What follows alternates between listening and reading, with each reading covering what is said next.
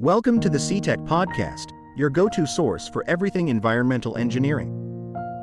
Join us as we delve into sustainable industrial practices, exploring topics like wastewater treatment, water purification, solid waste management, air quality control, noise and vibration, environmental impact assessments, and the latest in environmental legislation. Whether you're a seasoned professional, an industry leader, a student, or simply someone eager to make a positive impact, you're in the right place. Together, let's pave the way to a sustainable future, one episode at a time. Hi, welcome you all back for another episode of our video series which we discuss about the environment engineering. So in today's video, we will be discussing about the industry effluent management, and specifically we will be discussing about the industry effluent management legislation in Sri Lanka. And we know that industrial waste can introduce harmful chemicals and pollutants into water bodies, and without proper management, these effluent can lead to water contamination and harming both ecosystems and the human health. So protecting water resource is ensure the sustainable use for the future generation as well. And these polluted water bodies can negatively impact the industries like fishing, tourism and agriculture. And managing industry effluent in a proper manner would omit these consequences, and it will avoid this costly environmental damage and restoration. Specifically for the Sri Lankan context, managing this industrial effluent is critical because Sri Lanka's water bodies support diverse ecosystems, including many endemic species. Rivers, lakes, wetlands play a crucial role in maintaining this ecological balance. And another aspect is cultural aspect, so linked to its culture and heritage. Often linked with the religious and social practices. And also they are vital for irrigation and supporting countries' agriculture as well. So many communities depends on this river, lakes and coastal water like fishing and livelihoods. When we discussing about the legislation background, the National Environment Act is the main act for this industrial effluent management as well. And as we discussed in early episodes, Act number 47 of 1980 is the main act, and there's been two revisions for that act in 1988 and 2000. Under that act, the Central Environment Authority or CA is empowered to enforce these standards, monitor water quality and manage industrial effluent discharge. When we discuss about the regulatory framework, no one is allowed to release the waste or pollutants into environment or engage in activities unless that activity has been licensed by the Environment Authority, which means that person who doing that activity should have a license issued by the Central Environment Authority, and he has to meet the required standard which is set by the authority. The Central Environment Authority can impose stricter rules if needed to protect the environment. So this license arrangement is the main tool which CA use to control these industrial effluents, which includes the water as well. When we discuss about the licensing process, the license application process, they have to, industry owner has to apply at least 30 days before starting the activity, and he has to provide all the required information and any additional details required by the authority. And if these activities are not covered by existing standard, the authority will review the application and set the specific standards. But for the most of the cases, Central Environment Authority has listed many activities under their act as prescribed activities. So most of our industrial activities falls into one of those prescribed activities. Then applicant must follow all the directions from the authority for the environment protection, and when he or she gets the license, it is valid up to 3 years, and it is renewable, and it is also subjected to suspension or cancellation also. the primary compliance is license must not violate act or regulation, and this activity should not do any irreversible damage or hazard or nuisance for the environment, and applicant must take adequate steps to protect the environment. So when it's come to license renewal, the applicant has to apply 3 months before the expiry date, and uh, he has to apply 1 month before any changes to the existing license. So these are the timing for the renewal and the alternations, and they have to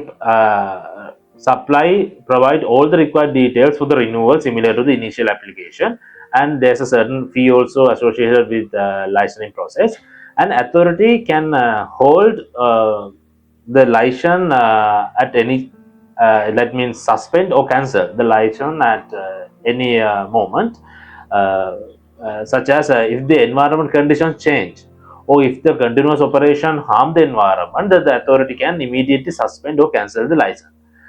So, if the license has been cancelled, or if the authority refuse to grant, renew, suspend, or cancel the license, the affected party can appeal within 30 days.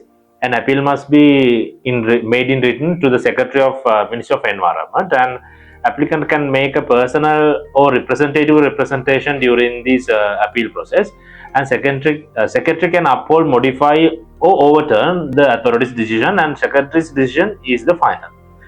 And the license holder must inform any changes in the details provided in the license application or any decision to terminate the license activity. And violating this regulation is a offense which is punishable under the act, and license is and licensing has to be has a mandatory for before starting any prescribed activity. So then what is the basic process of obtaining this environmental license is first the industry owner has to receive or download the application form. So application form is available in the Central Environment Authority website as well, and then the officer from the Central Environment Authority will conduct a preliminary assessment of the submitted document in the office, like a desk study. Though then the field application will be done by the officers of the Central Environment Authority. Then after that, the Central Environment Authority will take the decision to issue the license, showing the formal documents being handed over. Then finally the payment has to be done, and then the license will be issued for the industry owner. So so this is the basic licensing process for the prescribed activity. Then now we will look into the basically today we are discussing, since we are discussing about the industry effluent, now we will have a look on the parameters described in the act. So we will go through the parameters one by one, and we will discuss in a simplified manner about these parameters, what it does represent. First, the first parameter is total suspended solids and total dissolved solids. So this means, as its name implies, this is related to solids and the particulate matter. So in lakes and rivers, these particles can include algae and other organic matter, silt, clay, and other inorganic substances like the minerals, salt, and metals. So the particles or the solids can be divided into two types.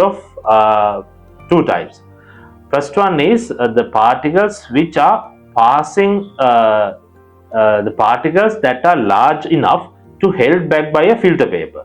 That is called total suspended solids.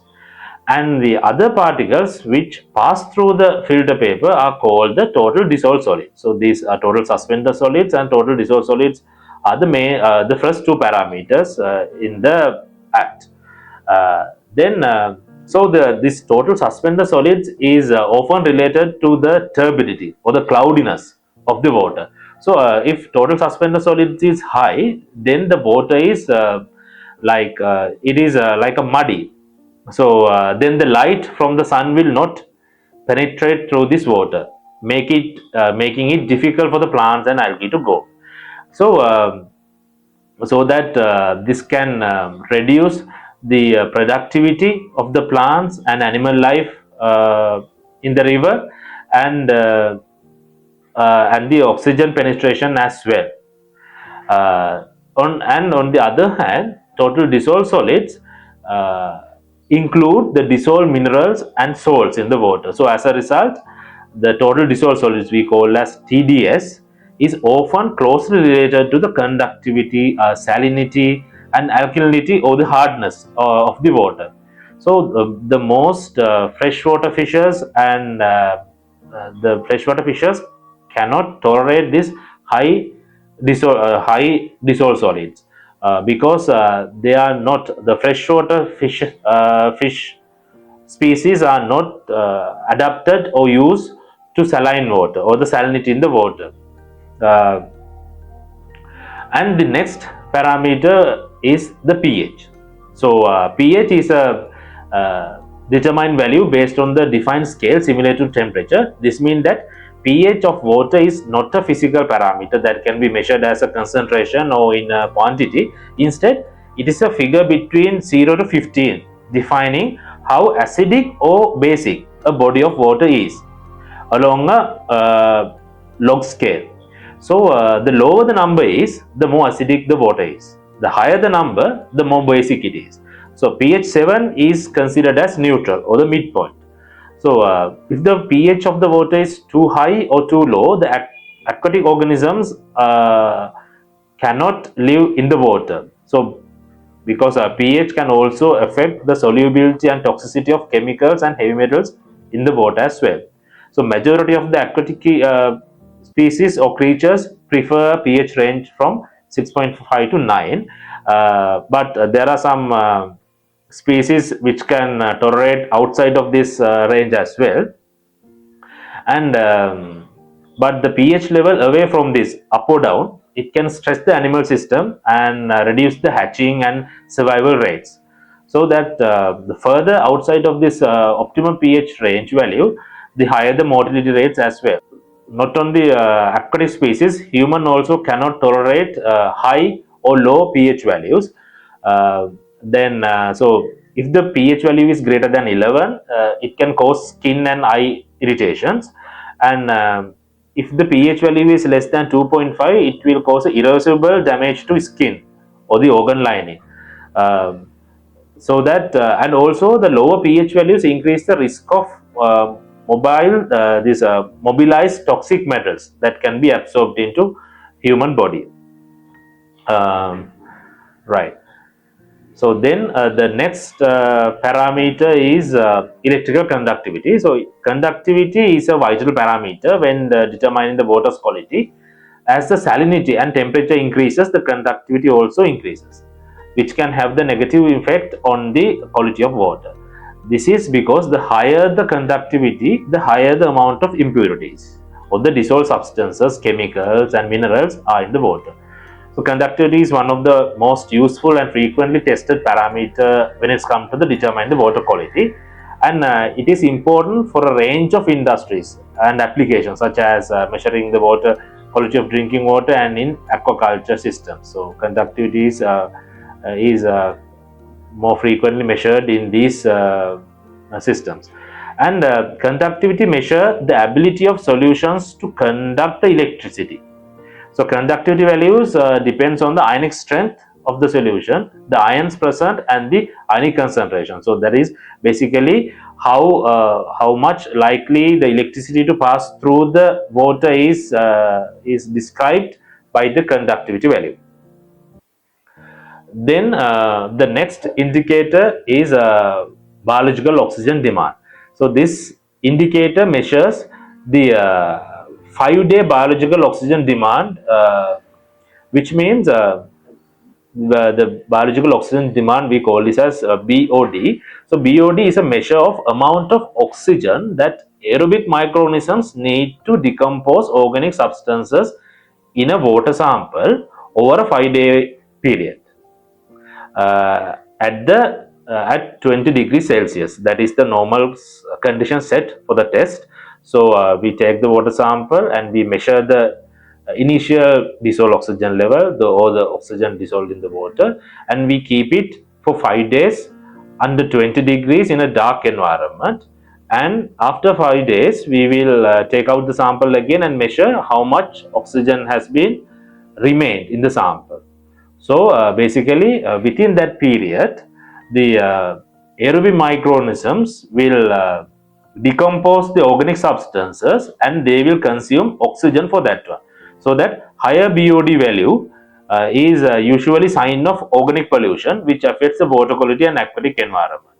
So organic pollution is caused by from discharges from wastewater treatment plants, industrial effluents, and agricultural runoff will increase the BOD. So the more cleanest rivers have a 5-day BOD value less than 1 milligrams per liter, while the moderately polluted rivers show a value ranging from 2 to 8. Then the next parameter is called as chemical oxygen demand, which is similar to biological oxygen demand, but the COD, the chemical oxygen demand, is the amount of oxygen required to oxidize an organic compound to carbon dioxide, ammonia, and water. So basically the chemical oxygen demand is a measure of oxygen being consumed during the oxidization of oxidable organic matter in a presence of strong oxidizing agent. So this measure is indirectly determines the amount of organic compounds in the aquatic system. So high COD value indicate the presence of all forms of organic matter, both biodegradable and non-biodegradable, and hence this biodegradable and non-biodegradable will represent the degree of pollution in the water.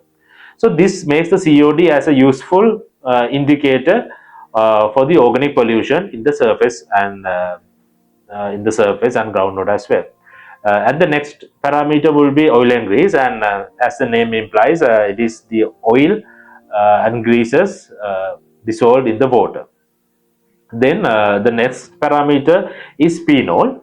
So phenol it's a aromatic organic compound, which means it has the carbon round of carbons, which has 6 carbon atoms in that one. And normally these kinds of effluent is generated from paint industry, pesticides, pharmaceutical, chemical, petroleum, and such sectors. So these sectors are the leading cause of phenol contamination in the aquatic environment. The danger of this organic matter in the water is when the chlorination is used for the disinfection. Normally we know that chlorine is added to water for disinfect or to kill the kill germs in the water, and when we are adding the chlorine for the water, and if the water has this kind of higher this organic content, it will create disinfectant byproducts, such as in this case like chlorinated phenols, that are more toxic than the parent material, and it is upon entering into the water, these compounds change to new form, and so it is considered as carcinogenic, these substances mixed with the chlorine. Then the next set of parameters are called nutrients, such as nitrogen and phosphate. These nutrients like ammonia, nitrate, and phosphate parameters are essential for the plant and animal growth and nourishment. But the overabundance of this certain nutrient in water can cause adverse health and ecological effect. One of the main effect from these high nitrogen and phosphorus compounds in water is eutrophication of the surface water sources. So the water eutrophication is mainly caused by the excessive loading of nutrient into water bodies such as nitrogen, phosphorus, and this excessive nutrient come from both point pollution such as wastewater from industries, municipal sewage, and non-point pollution sources like irrigation water and surface runoff containing fertilizer from the farmland. So so that once these nitrogen and phosphorus compounds mixed with the surface water, the rapid growth of algae and other planktons can occur, and this can result an algal bloom. And with the algal bloom, the top surface of the water body will be covered, and it will deplete the dissolved oxygen level in the water, and it will generate the toxins, and as a result aquatic species will die, and the loss of oxygen and production of producing the dangerous poisons in the water. So in the act it is mentioned dissolved phosphate, total kilojule nitrogen, ammonical nitrogen, and nitrate. So these all compounds are considered as nutrients which can cause the eutrophication in the water surface, in the surface water sources. Then cyanide is also listed, and cyanide is can be mixed to water as a result of industrial effluent, and as we know that that is a very harmful chemical, and it can bring a serious health risk when it's mixed with the water cycle, and it can go from rainwater to groundwater and to surface water, and it will create considerable damage to human as well. Then another parameter which is available at the act is total residual chlorine. So if the water has more residual chlorine, normally our tap water, if the chlorine content is high, then the residual chlorine will be high in the tap water sometimes. So if we drink that water, then this water will create certain problems like this. When the residual chlorine levels are high, it will form trihalomethane compound, and trihalomethanes are generated when this free chlorine is combined with the organic matter, and these chemical compounds, these trihalomethanes, when the organic matter and the residual chlorine combine together, they can these compounds can implicate several adverse health outcomes like asthma symptoms, food allergies, and bladder and rectal cancers, and unpleasant taste and smell of the water. So the total residual chlorine is also listed at the act as a parameter to be monitored and controlled. Then the fluoride. So all sources of water has a natural content of amount of fluoride. The right amount of fluoride in drinking water helps to protect against the tooth decay. But the fluoride level, if the fluoride level exceeds 2.5 milligrams per liter, it imposes health risk for the skeleton fluorosis, and which means the condition that causes bones to break easily and causes calcium to build up in the ligaments and the tendons. So the water fluoride level which is higher than 1.5 milligrams per liter is okay for the washing of dishes, laundry, hand washing, bathing, because fluoride cannot get through your skin. But if the drinking water has fluoride level is higher than 1.5, then you may need to take steps to reduce it or to change the water source. And the sulfide is also another parameter listed at the act, and sulfide is basically sulfide is generated as hydrogen sulfide, and the hydrogen sulfide is a poisonous gas, and it has a smell of rotten eggs, And this gas is water soluble as well. And this sulfide compound is commonly found in anaerobic digestion and anaerobic digestion of products which has the which has chemical containing sulfur. Such effluents, when they undergo the anaerobic digestion process, it will create the sulfide. Um, Especially the industrial effluent like rubber industry has this issue because they use sulfur compounds in their manufacturing process, and it will mix into the wastewater stream as well. And eventually, if we done anaerobic digestion for this kind of industrial effluent, it will create a sulfide as well. So sulfide is also again a problematic substance which we need to monitor.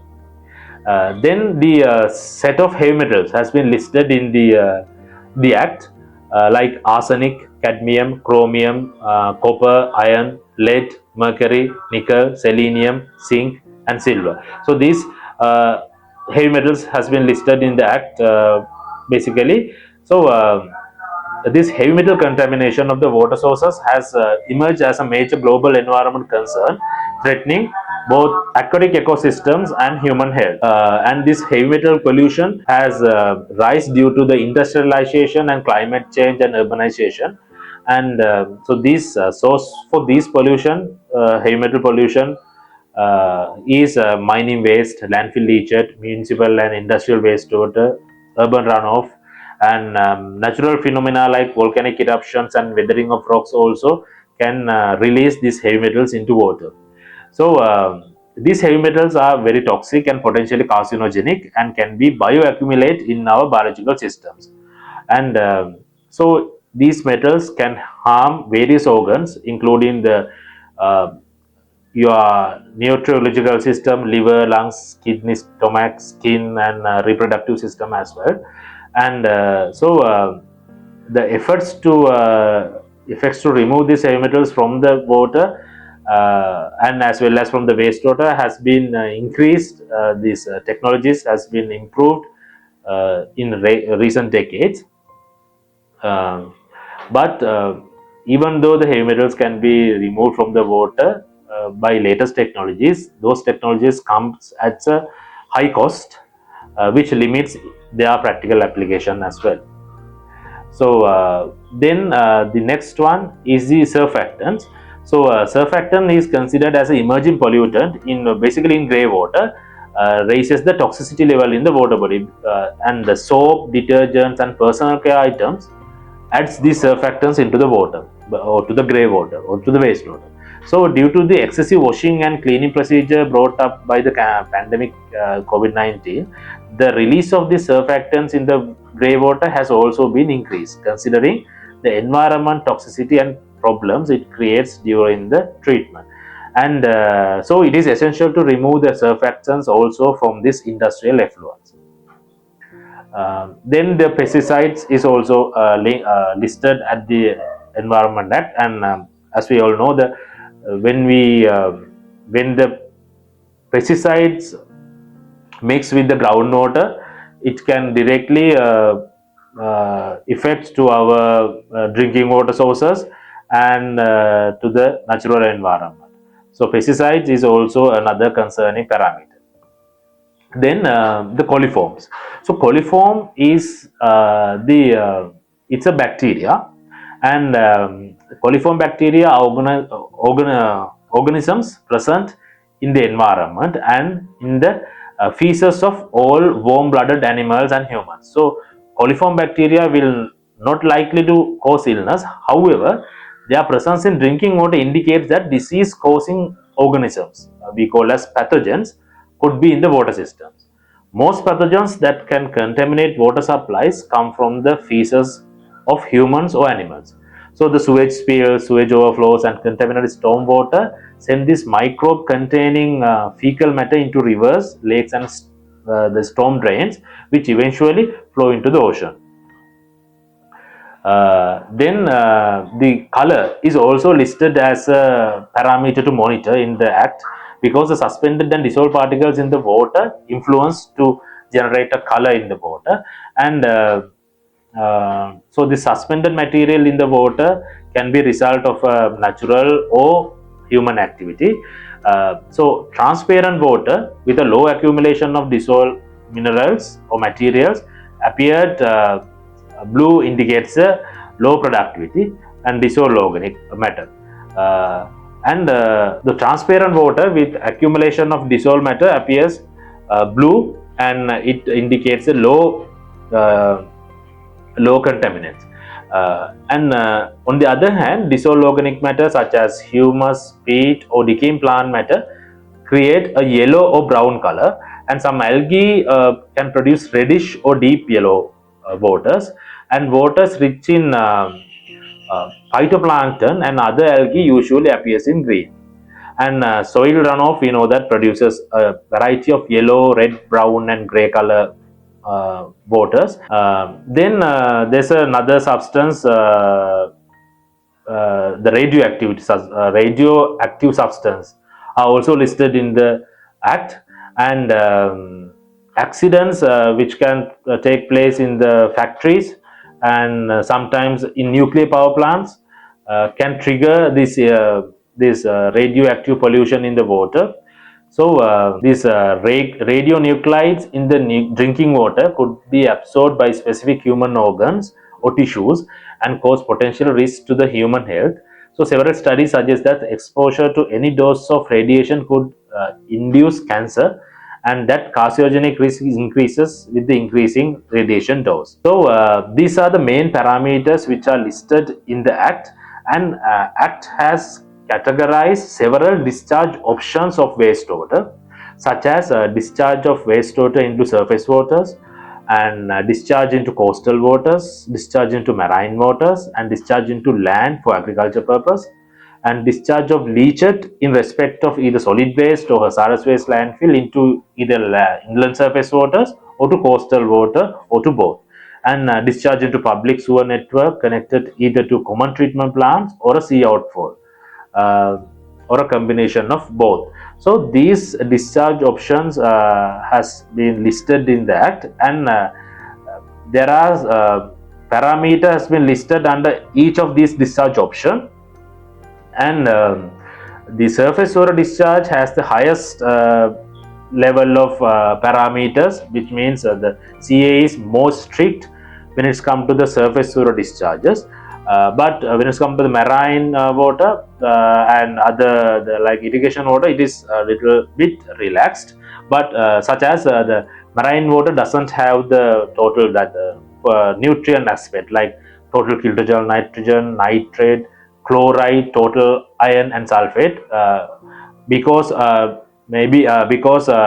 due to the capacity of the marine environment to handle these substances, and it will not create a significant effect for those by adding those parameters into marine water.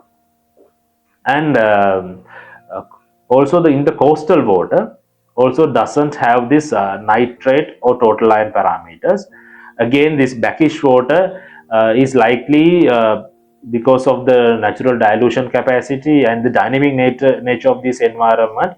These ecosystems has the ability to handle these substances. That's why they have not been listed in these coastal waters as well. And when it comes to the agricultural discharges, total suspended solids, temperature, phenol, dissolved phosphate, nitrogen, ammonia, and residue chloride are not available in the standard, but additionally it has electrical conductivity and hydraulic discharge rate, and has sodium adsorption ratio and residual sodium carbonate as well. So because these are like this hydraulic discharge rate and sodium absorption rates and this residual sodium carbonate levels are crucial for the crop suitability and the avoiding of soil degradation as well. And the leachate to surface water also has a limited number of parameters listed in the Act, and this has free ammonia, and it has total phosphate as well. So it has total phosphate, not the dissolved phosphate, and no total iron, and no silver, and no fecal coliform are listed in that standard, because that wastewater will be going to a common treatment plant again, and it will be treated in that common treatment plant. Therefore, certain parameters has been omitted from this discharge to common sewer standard, from that standard as well. So with that, I would like to conclude the first half of the this industrial effluent management in Sri Lanka discussion. And so in the next one, we will be discussing furthermore into these specific categories of these specific discharge options, and what are the other additional informations which are listed under these each discharge category. So thank you for joining with us, and please do subscribe to our channel. And if you have any question or comment, we would like to, and we would love to hear them in the comment section. So until the next episode, thank you very much.